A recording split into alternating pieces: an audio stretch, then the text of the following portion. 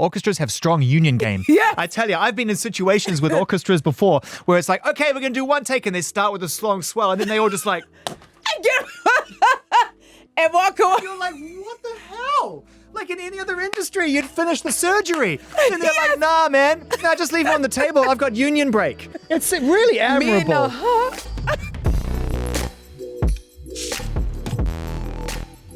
You know, it's a time of season where a lot of emotions get covered in a very small amount of time. Yeah. You know, it's like, hey, I haven't seen you for a year. I know we're family. How was your year? That sounds disastrous. Are you good? Okay, bye. See you next year. That's a good way to put it. Kind of rough at times, right? It can be a lot, but we need good music to bring us together and to give us a chance to reconnect and to not talk.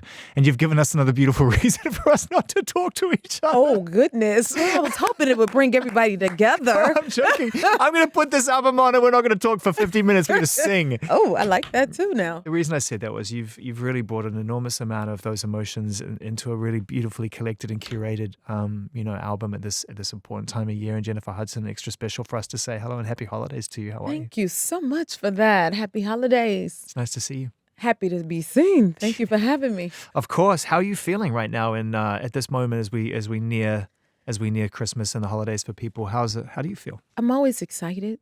I love this season. Mm-hmm. I feel like no matter what's going on, somehow it's like this sprinkle of hope. Mm-hmm. Does that sound cheesy? No. Oh, by the way, 'tis the season to be cheesy. I mean, this is where all the cheese is on the table. Well, Christmas. It is, You you know? know?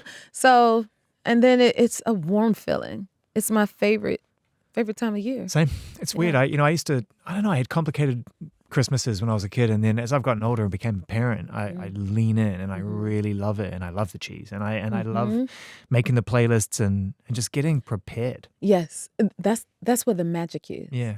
And the preparation for it and the season of it. I literally just realized the other day that the holiday season is like December 1st to December 25th. That is not long enough. Okay. No. I think to be fair, some fanatics like myself and perhaps yourself, we start a little earlier than that. I do. Yeah.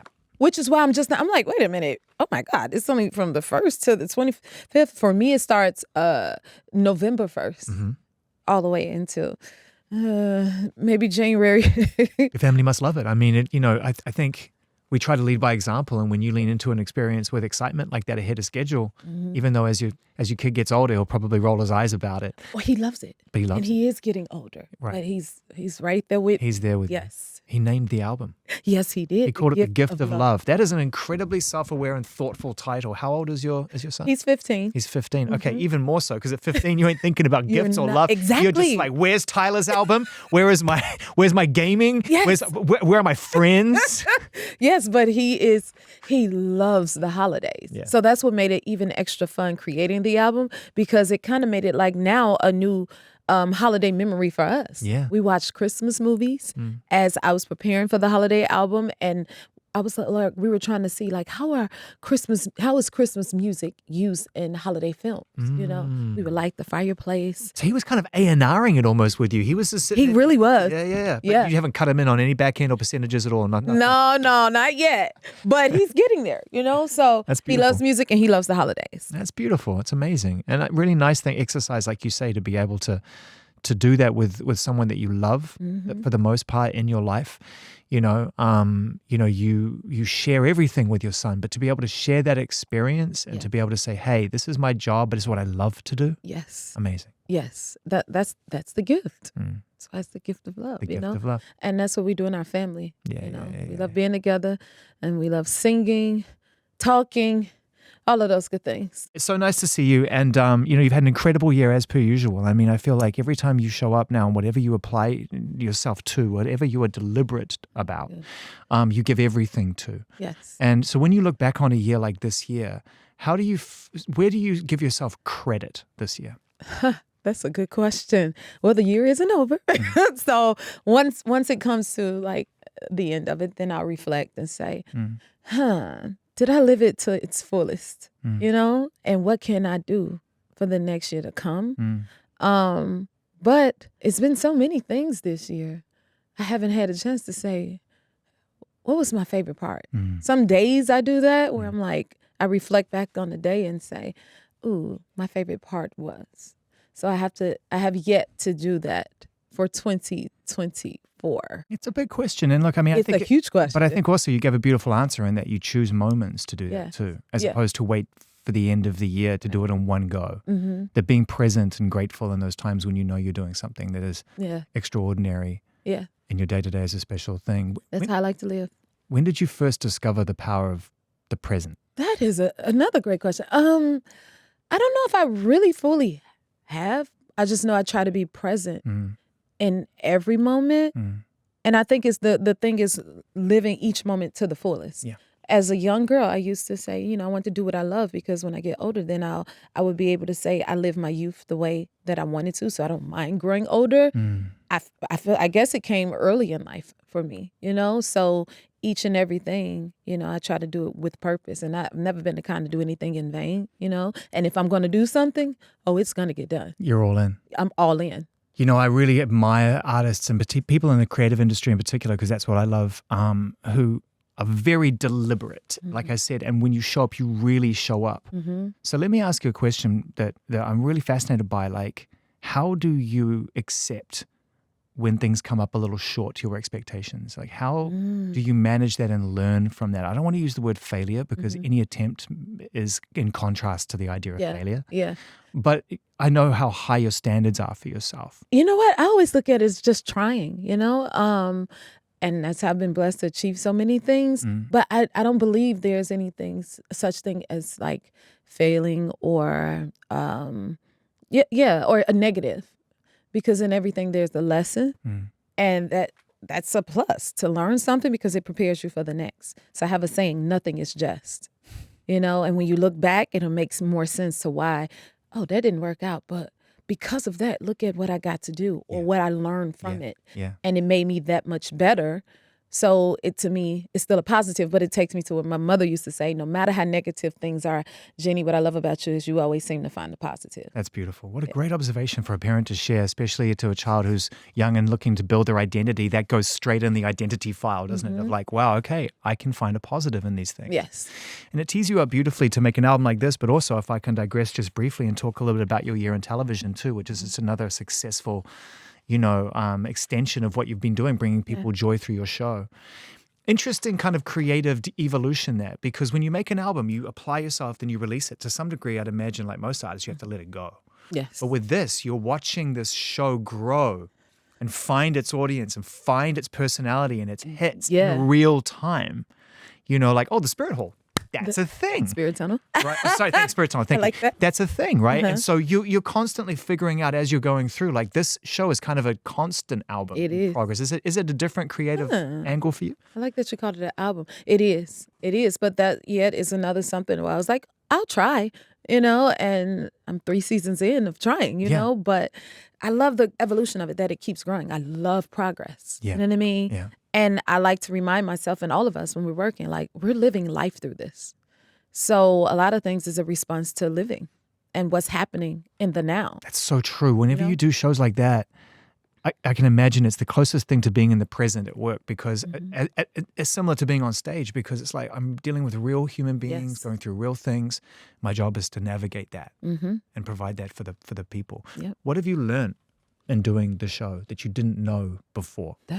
So many things. Obviously I'm learning a talk show world, as I still am, because it's the most foreign thing to myself and what I do. I sing, and then somehow I acted. And now I'm like, okay, now I'm talking.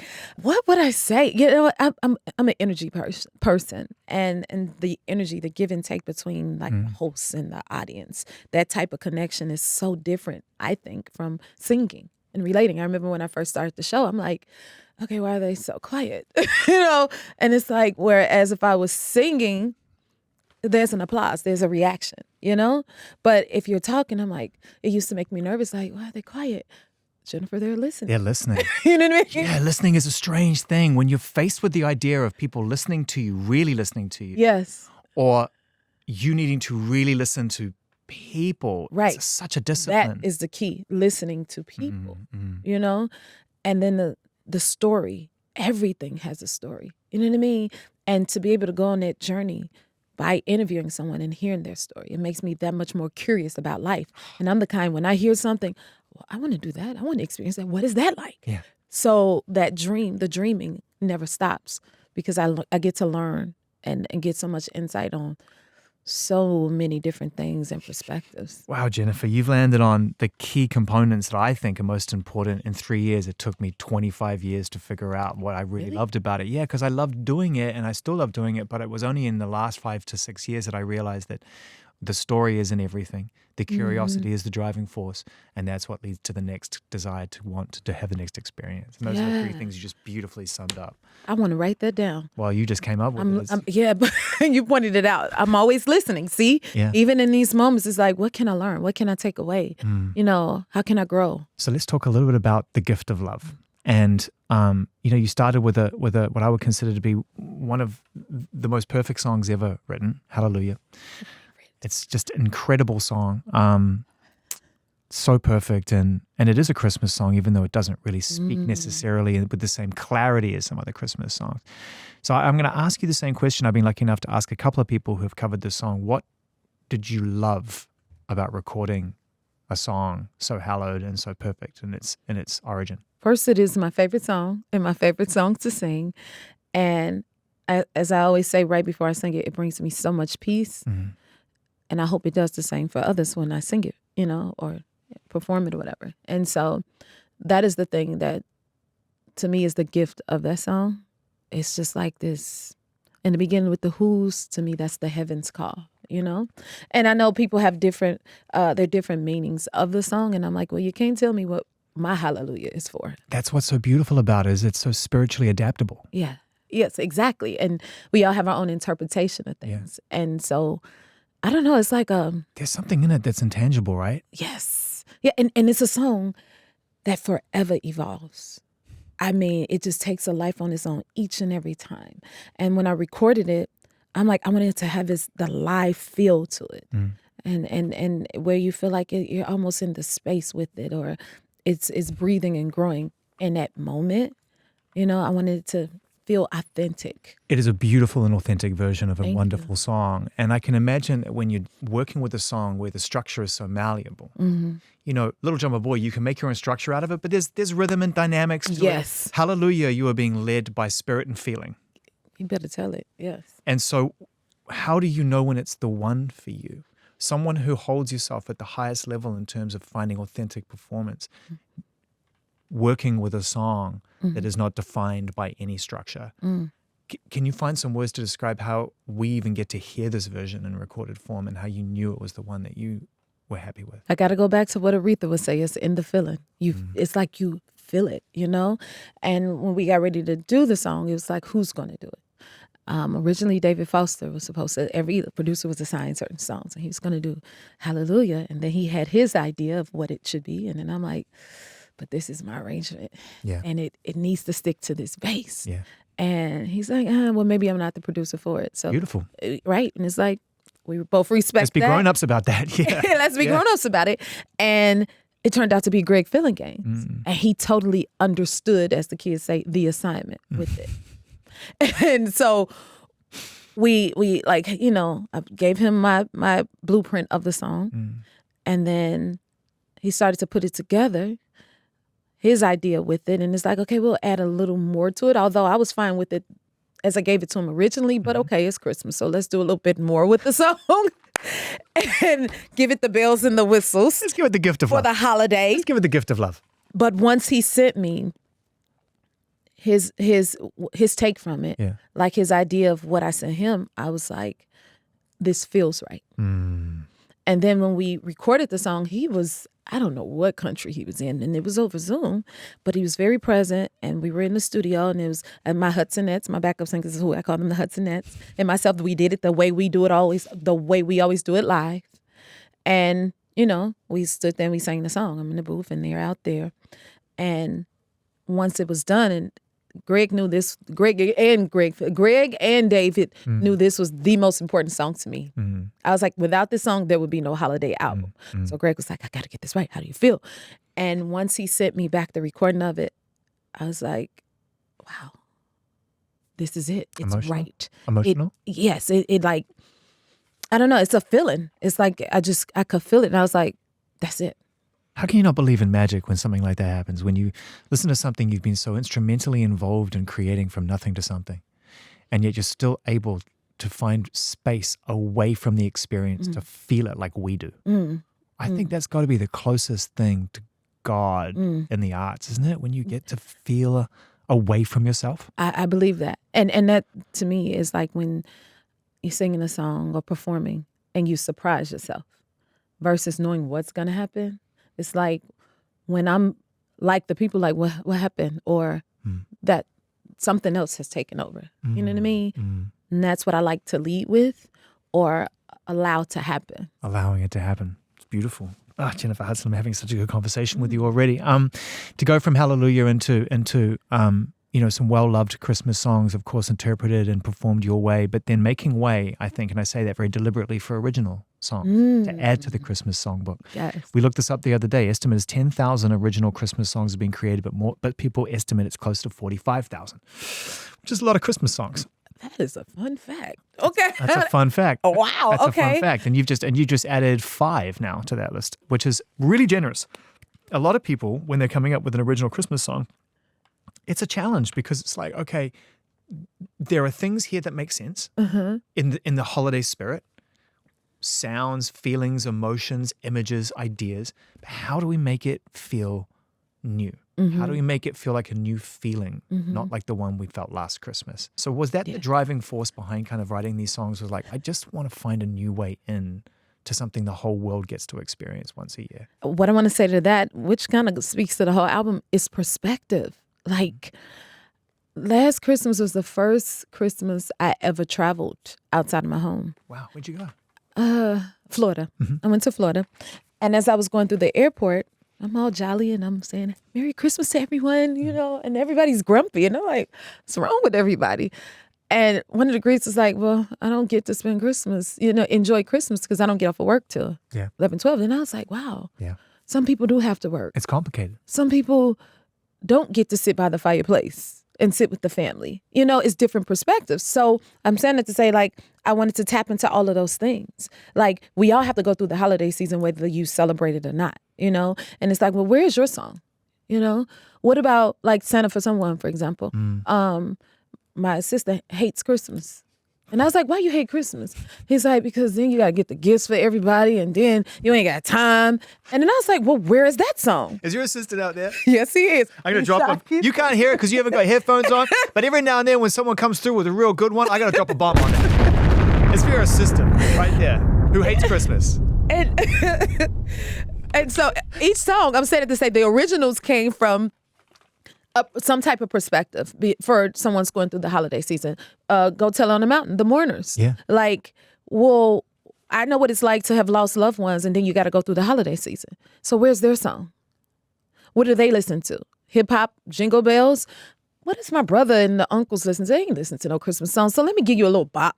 You know what I mean? Yeah. So each song, or Find the Love, which is an original, it's a song to me. It's not even just for Christmas. I was going to say, that's a classic. That's a copyright in any season. Yes, exactly. Yeah. I'm so happy to hear you say that. Yeah. Oh, I heard that. I was like, oh, you could take a few elements out of this and it just says any time of any year at any point in time. Yeah. And it's a song that maybe... I love that you knew that. I love that you as I said that, you were just like, yeah, I know that. I know that. That's it. Thank you for confirming it. But that song, it speaks for itself, and it, to me, it centers everything. And it can go around. And ties into the name of the album, The Gift of Love. It could have been like the Christmas gift, but the gift of love is not just for Christmas. It's for all times. And that song is too. You see what I'm saying? It doesn't have to just live during the holidays. It's very true. It's something we can carry with us as and again, absolute props to your son for coming up with the title, because it is just a very beautiful, even just the name is a beautiful addition to this imagery and idea of what we try to achieve this time of year. But it is really tough. It is a tough time of year, and there are times that you really miss people and it's also a time to reflect on the missed opportunities and just missed things. Yes. Through the spirit of the holiday that you try to create and inevitably create for your family, have you felt those experiences? Have you had those tough Christmases, those tough times? Oh my God, yes. Oh yeah. And every form, but I think we all have. And I'm a human first. We're all living life.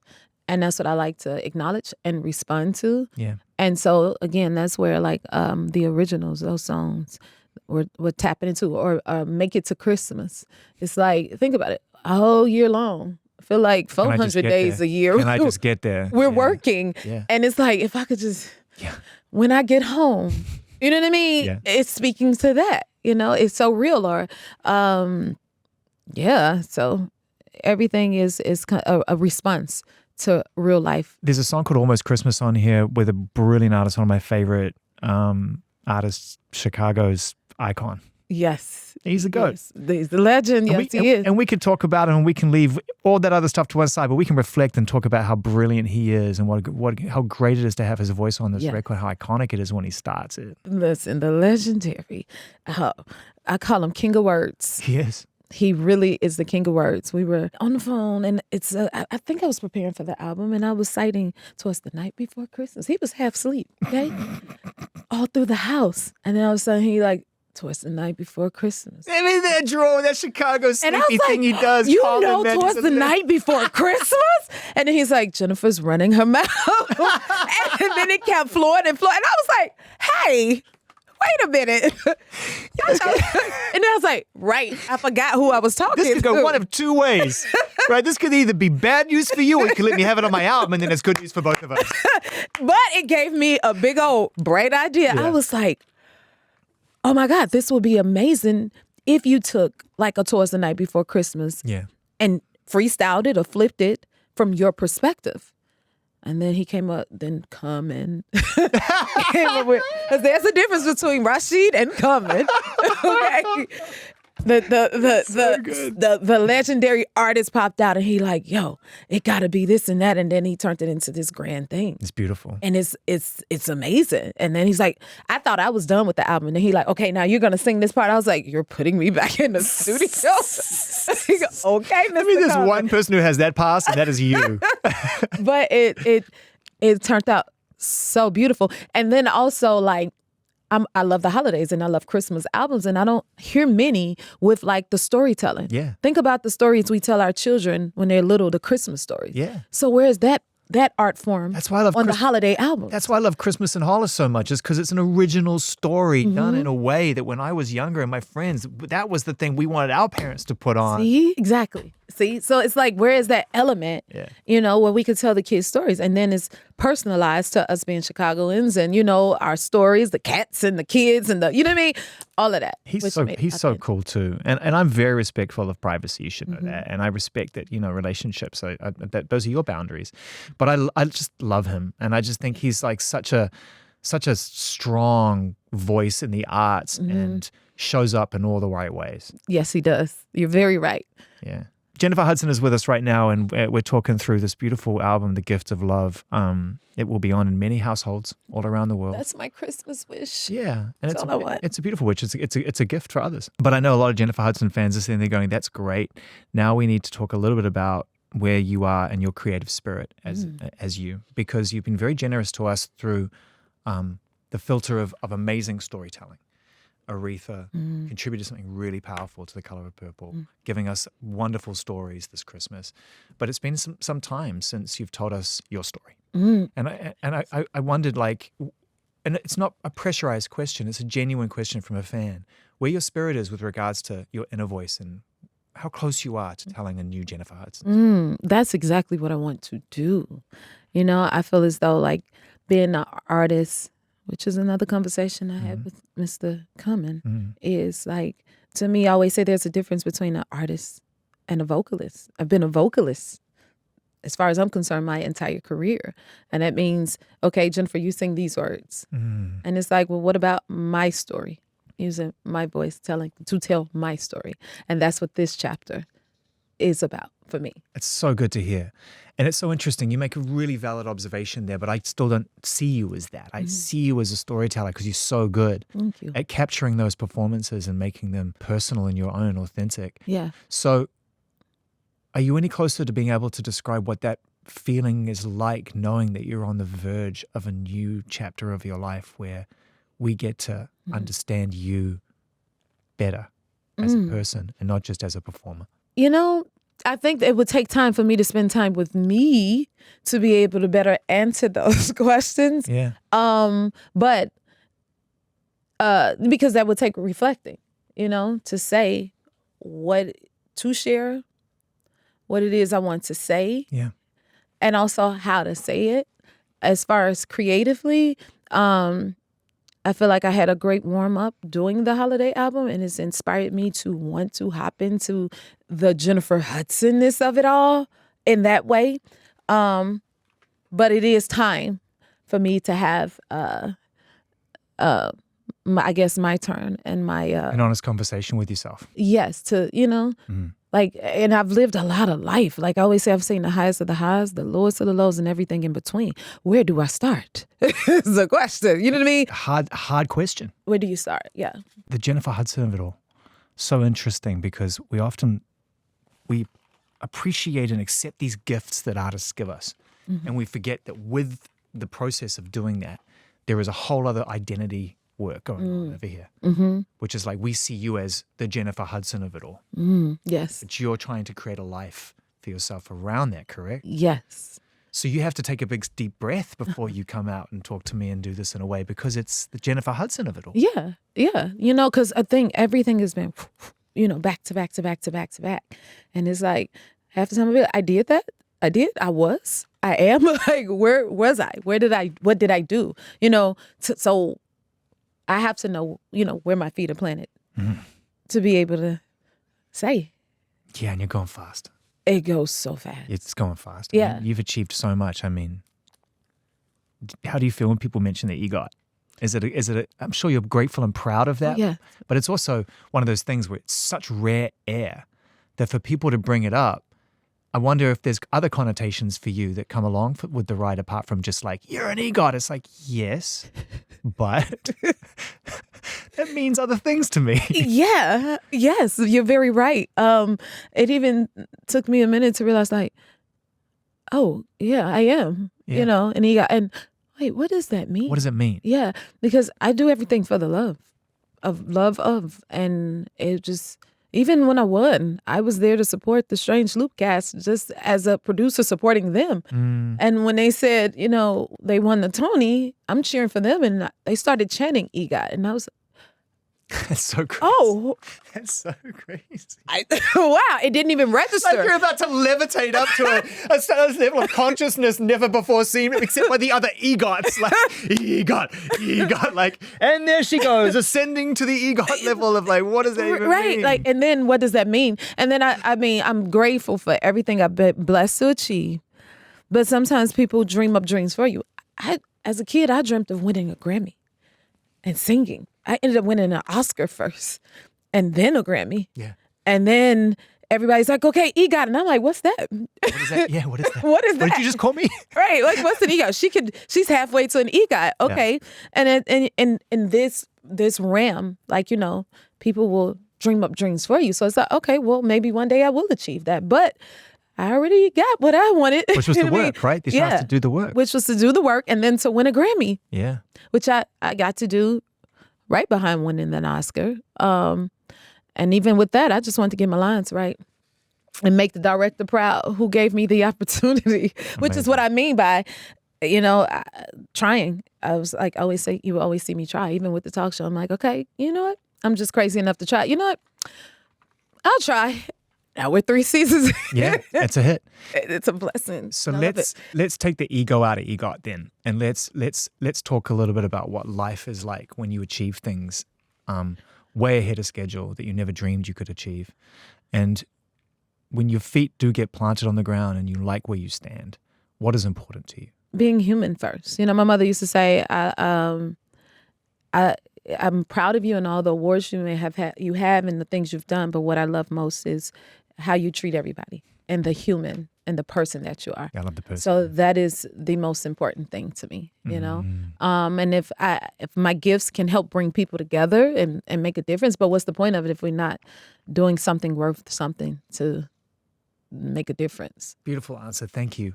It's really hard, I think, for people who have a gift and a desire to try to bring people together and make a difference, to realize that it's probably work that's going to happen long after our lifetime, and it's going to and the work's never going to end on that level. So how do you keep perspective in this business when it comes to setting goals for yourself and realizing that, it's not just about the EGOT and all those other things. Right. Like, what is the life's work? What is it to you really? Well, I mean, I'm a spiritual girl. I come from the church, and I feel like, as long as I'm doing God's will, and know that it's a gift for a reason. That's not for you, it's to give, Yeah. And I was singing for something not too long ago. I think it was Wonderful World. And that's one of my favorite songs. And I was like, but I'm never going to sing this after I'm done singing it for who I'm singing it for. And I'm like, why don't you sing a song for yourself? Why don't we do that as artists? Lift your own spirits, you know what I mean? Put yourself on your own program. Yeah. Sing to you. You're walking around with your own gift. Yes. But it's not for me, And with that, as they say, heavy is the head that bears the crown. When you do, as we say in the church, have a calling to use that gift, it's a lot of work, and it's something. I feel like me and Rashi was just talking about this the other day. It's something in you, even when you like, I'm tired, I don't want to do this anymore. That just won't let you. You just keep going, even when you may be tired or discouraged. Things didn't go the way you wanted it to go, or, or even when the world takes it away and it's like, oh, it's this big thing. And you're like, what's the big deal? You know what I mean? Beautiful that you get to share that observation with someone who understands. Yes. And I think that one of the things that I really try to promote in conversation with artists is to speak on with the fan in mind, so that we can better understand what's really, truly important to the artist. Because I think we still get confused and think it's a bit of a trade. Like, you give me something I love and I pay you for it, or not, as the case may be. And then I get all this access and you become this thing that's kind of on call. And I just don't think it's healthy. No, I agree with that. I think it's healthy. I think boundaries are healthy and we should promote boundaries. That's a great point. Yes, because, you don't want to get sidetracked from what your goals may be or your dreams, or, yeah. So I agree with that. Can you help me explain that a little bit better from a personal point of view by explaining that in your experience so far from a young age and having such great success and still doing what you love to do, what you love about the relationship with your fans the most, so that we can focus on that and try to promote that aspect of it? And because I think it gets confused. I think we all get very confused about what we have access to and what we do not. I feel like their extended family, that is the support that keeps you going. Even when, again, like I said, when there's times where it's like, okay, I'm good. Lord, they won't, they keep you moving forward, and there's different forms of fans. And fortunately, I guess for me, it's built up in many different ways. But they remind you of who you are and what, I think that's probably the biggest thing. And I'm the kind, I used to, when growing up singing, I used to say, I want to know who my fans are. Like how they want to know who we are as artists. Well, I want to know who you are too. Like, what do you see in me that you want to support me? And even when I do the talk show, I say, you don't have to be here. So thank you for taking time out of your day. Because I see them kind of sort of how they see me, I think, in a way where it is a give and take there, where it's like, but mine may be in a slightly different way, whereas I'm only one person, where it's a bunch of... But you're right, there's an honest reflection there. Yeah. There's an honest reflection there. Being artists, I guess, is our way of being there for them, the way they're there for us. That's awesome. Jennifer Hudson, this album, The Gift of Love, I want to ask you now some fun questions. What was the most fun song for you to sing on this record? Ooh, probably Santa for Someone was the funnest song. Why? What was going on that day? Oh, because listen, I'm an actress too, okay? So saying, it was my subtext that acted out. Like, okay, the list is expensive. Oh my God, it's way too expensive. I got to buy these toys and these gifts. And so I was kind of going into character. So the notes are not notes, it's an expression. Yeah. It's like, the gifts. Is it Christmas? Is it time? So being I'm getting stressed out right now. You're just acting it out. I'm like, man, I got to do my shopping. There you go. Yep. So that's why that was, although little drummer boy. I love the little clips that we filmed throughout the process to have the Hamiltons. I got to give them a special shout out because I was like, this need a certain sound. And the way they came in, and that was the music fan within me to be able to sit there because, as singers, we're always in the booth. Well, I get to sit out. Produce and it, arrange watch them. it. Yes, to be in there while they were singing or the joy. It almost felt like a making of what I would imagine making the movie Sister Act was like, creating this album. It was insane. And then the scariest was that Old Lang Syne because it was a 42-piece live orchestra there. And I've sang with a lot of orchestras, but it hit different in the studio. Let me ask you why. I'm pretty sure I know the answer, but for people who aren't too invested in the creative process, why did you want to be in the room with the orchestra at the time and capture it like that? I love real things. I love when it can breathe and be present, and the conductor is there, authentic. It was so authentic. It was scary. Powerful, too, when you have that much energy. Yes. I've felt this in rooms with orchestra before. It's an emotional experience. It is. Yeah, really crazy. It was a completely different experience in that space for some reason. I was like, I was like with orchestras, but I talked myself out of it several times. Wow. And imagine having Great Feeling Games. Like, okay, this is the part. All right. And I'm like, I gotta do it. Okay, Jennifer, close your eyes and do what you do. Just sing. He's looking at the watch too, because I tell you what, orchestras have strong union game. Yeah. I tell you, I've been in situations with orchestras before where it's like, okay, we're going to do one take, and they start with a long swell, and then they all just like... and walk away. You're like, what the hell? Like in any other industry, you'd finish the surgery.